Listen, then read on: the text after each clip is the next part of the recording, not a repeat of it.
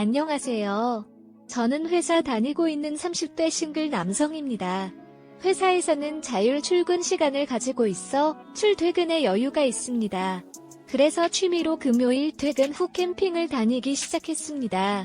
벌써 1년이 넘었는데 처음에는 친구들과 시간 맞춰 같이 다녔지만 야근이나 자율 출근을 하지 않는 친구들이 있어 시간을 맞추기 어려웠고 또 취향이 다르다 보니 같이 가는 캠핑에 항상 즐겁지 않았습니다. 그래서 어느 순간부터는 혼자서 캠핑을 다니기 시작했습니다. 어느 날 금요일 일찍 퇴근해서 서는 마트에서 필요한 물건을 산 후 예약한 캠핑장으로 갔습니다. 조금 외진 캠핑장이었지만 조용하게 혼자만의 힐링을 즐길 수 있을 것 같아 기뻤습니다. 도착해서 보니 예약한 손님은 저밖에 없었습니다.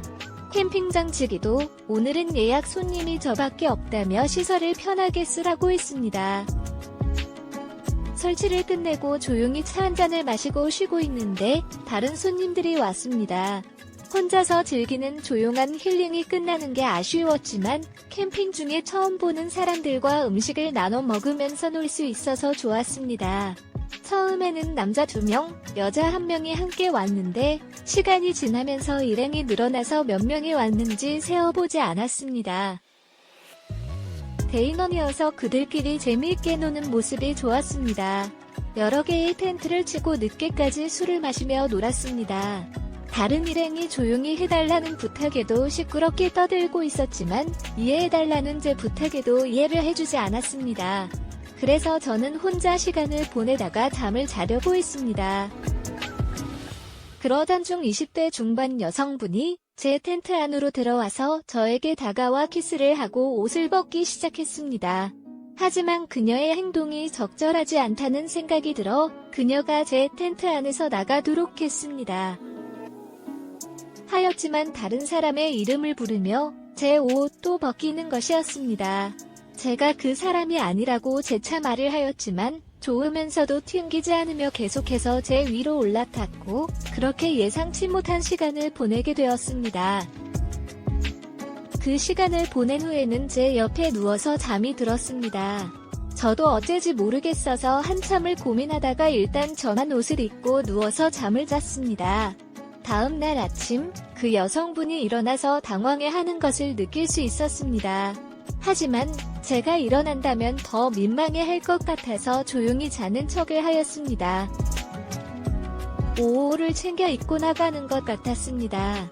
저도 잠이 다 깨어버려서 일어나지 난방에 어지럽혀진 텐트 안을 정리하였습니다.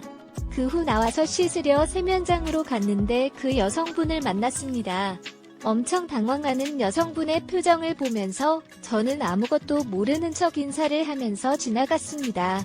어제 나는 잠들어 있었고 내가 내 텐트에 들어와서 잤는지 무슨 짓을 했는지 모른다는 표정으로 말입니다.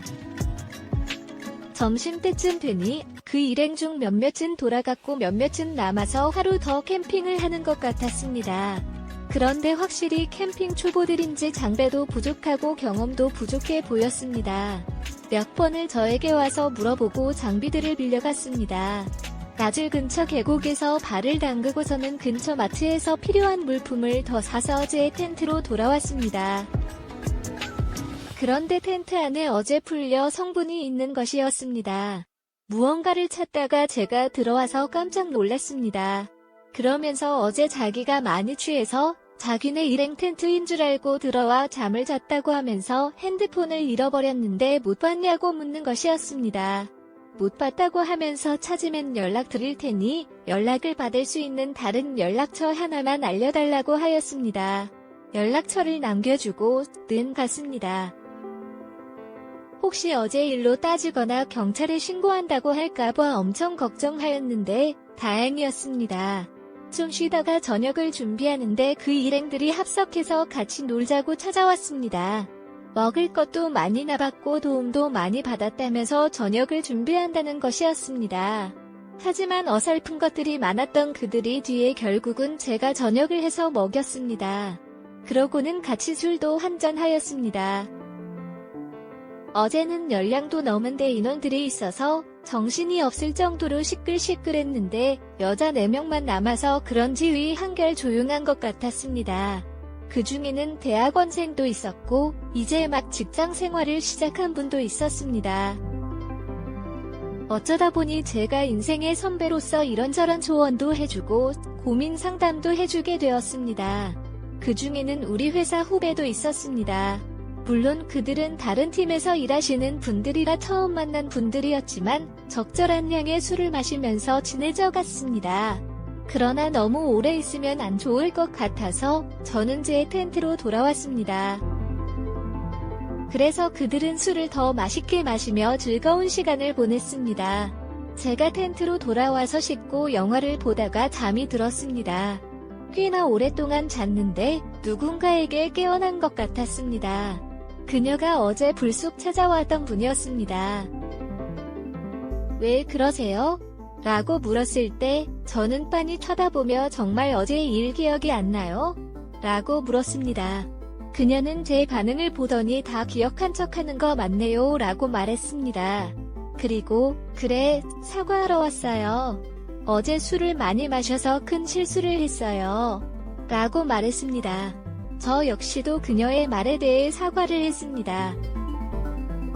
그러면서 맥주랑 안주를 가지고 왔는데 한 잔 더 하자고 제안을 했습니다. 제가 술을 잘 못하긴 하지만 왠지 그 맥주는 안 먹으면 나중에 후회할 것 같아서 같이 마셨습니다.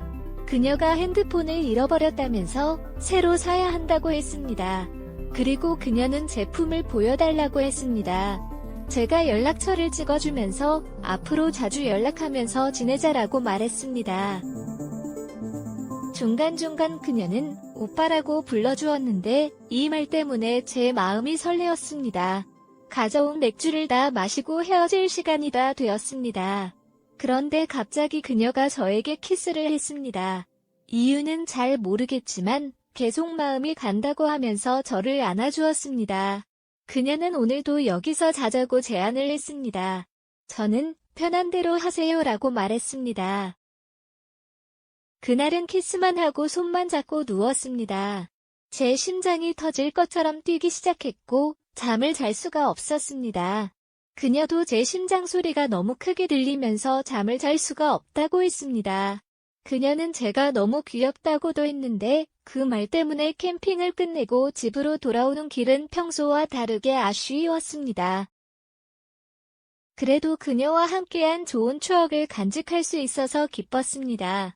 그녀의 핸드폰을 캠핑 박스에서 찾았고 그녀와의 이야기를 돌아보며 매우 행복했습니다.